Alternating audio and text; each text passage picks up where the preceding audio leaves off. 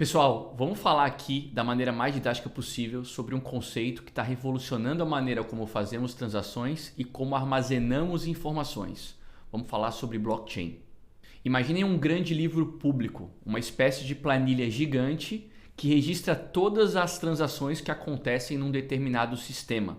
Agora imaginem que ao invés de termos esse livro num único lugar, temos várias cópias desse livro distribuídas entre milhares de pessoas. Então imaginem que cada uma dessas pessoas espalhadas ao redor do mundo possui uma cópia desse livro chamado blockchain. Mas por que isso é tão importante? A grande sacada aqui trata basicamente da segurança e da transparência ao você ter cópias desse suposto livro espalhadas por todo o mundo com diferentes pessoas. Vamos tentar entender como é que isso funciona.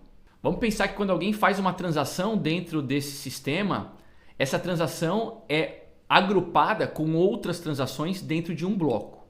E esse bloco é então adicionado a uma sequência de blocos já existentes, e é isso que a gente chama de blockchain, né? Então cadeia de blocos. E é aqui que está a mágica. Cada bloco desse possui como um código especial, como uma impressão digital. E essa impressão digital é gerada a partir das informações contidas nesse bloco e também nos blocos anteriores. Isso significa que qualquer alteração nos blocos passados alteraria informações de todos os blocos seguintes, tornando extremamente difícil a informação dentro de um bloco sem que ela fosse percebida pelos outros detentores desse livro que a gente está chamando aqui de blockchain. Então isso é importante para a segurança. Pensem que para qualquer bloco ser confirmado, ele precisa ser aceito pelos outros donos desse livro chamado blockchain, que são os chamados nós dessa rede, desse sistema específico que a gente está tratando aqui. E esses caras utilizam então computadores dedicados à validação dos blocos dessa rede para validar as informações registradas nesse bloco e, portanto, garantem a autenticidade de tudo que aconteceu daquele último bloco até os blocos passados. E é isso que garante a integridade das transações. Então, só quando a maioria dos computadores, né, ou dos nós confirmam que um bloco é válido, é que efetivamente, quanto mais computadores confirmam isso, mais segura aquelas transações estão, ou seja, menos fácil de qualquer transação confirmada ser revertida. E o motivo pelo qual uma blockchain é transparente é porque qualquer pessoa pode verificar o histórico das transações. Qualquer pessoa pode verificar, por exemplo, um bloco e as transações contidas nela. E pode, por exemplo, ao mesmo tempo verificar se a origem, se uma carteira de origem possui a entrada daqueles ativos que estão sendo agora transferidos para outra carteira. Ou seja, você consegue rastrear a origem dos ativos, né? O saldo de uma carteira é a entrada de ativos dentro dela menos a saída dela, então você tem o saldo.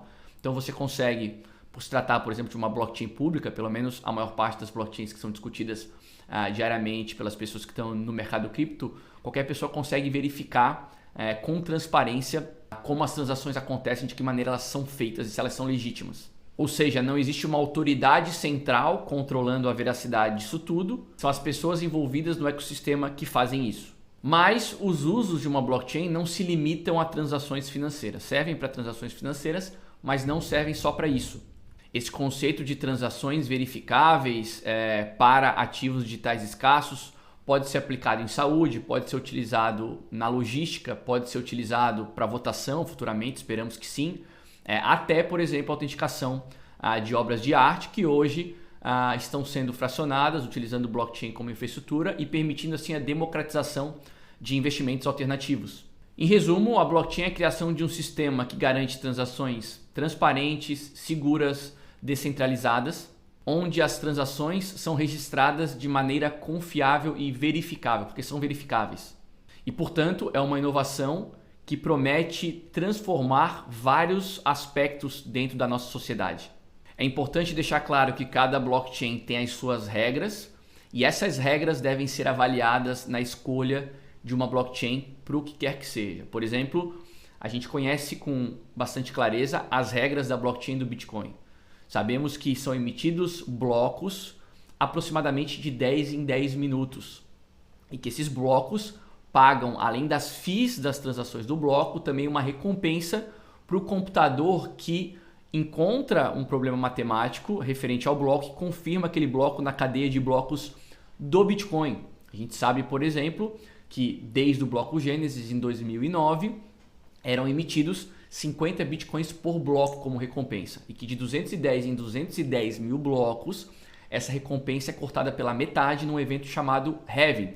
Ou seja, começamos com 50 Bitcoins em 2009, 2012 no primeiro halving essa recompensa foi cortada para 25 Bitcoins, 2016 segundo halving para 12,5, 2020 o último halving que tivemos para 6,25, próximo halving deve acontecer em 2024, vai cortar aí para 3 e alguma coisa, ou seja, as regras da blockchain do Bitcoin são bastante claras. Então conhecer a clareza das regras de cada blockchain é fundamental também para você escolher qual blockchain que você vai utilizar, dependendo do seu objetivo.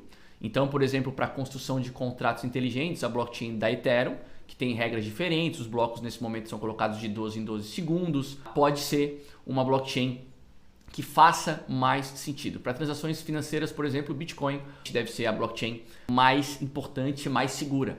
Então, conhecer as regras de cada blockchain também é fundamental. Então, em linhas gerais, blockchain é um livro distribuído, e dependendo da blockchain muito bem distribuído, como o caso do Bitcoin, onde você consegue registrar transações com transparência, segurança e descentralização.